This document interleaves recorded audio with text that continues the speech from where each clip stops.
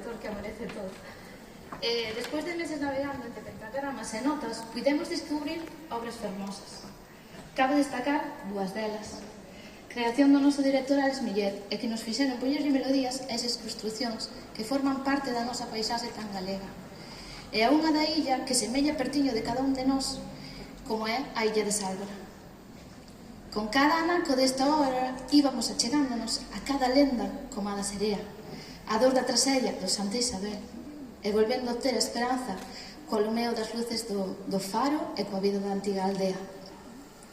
Dende a primeira vez que escoitamos esta obra, a nosa visión cara a ella mudou, de xeito que a fermosa paisaxe acompaña diferentes melodías que forman parte xa de nós para sempre, e me imagino que ahora de todos vós. Grazas, Alex, por facernos partícipes dun gran traballo e por darnos o privilexio de poder estrear esta gran obra. Grazas de parte de todos os membros da Orquesta Sons. Desexamos o mellor. Queremos che morir.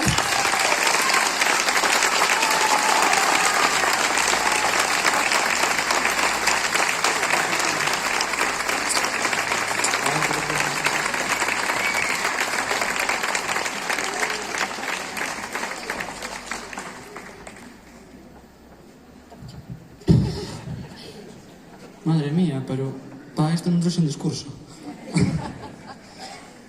Bueno, que dicir, non, desta xente que teño aquí detrás, sabedes, que ben me tratan. Bueno, nada, decir que son unhas persoas maravillosas, aparte de grandes músicos, e que, bueno, tocar unha agrupación é moi complicado, sobre todo cando cada un ten a súa vida, os seus fillos, os seus traballos, e o único momento libre que tiñan para descansar era o momento do ensayo.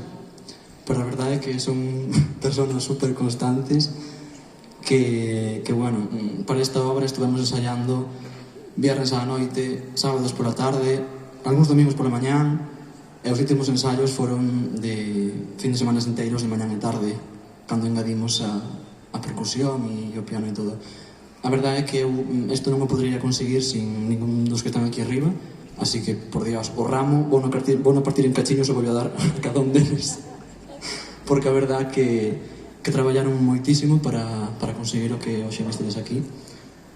E nada, traemos unha sorpresa para o final, para que todos tamén poidades cantar con nós.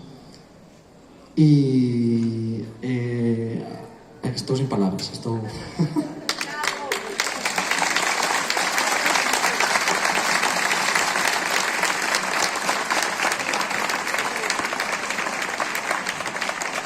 Agora, para rematar, vamos a tocar un popurrí de outro artista galego, o primeiro artista galego que chegou á radio española, como foi Andrés do Barro, e deixamos vos cun popurrí dele e que cantedes moito, e esperamos que vos encantara o concerto. De verdade, nos puxemos todo da nosa man para que fose así. Mañán, bueno, estamos moi contentos tamén porque mañán estamos no Castelo de San Antón da Coruña presentando o mesmo espectáculo, e a ver se os da Coruña saben valorar a obra como a valorada ustedes vos. Gracias.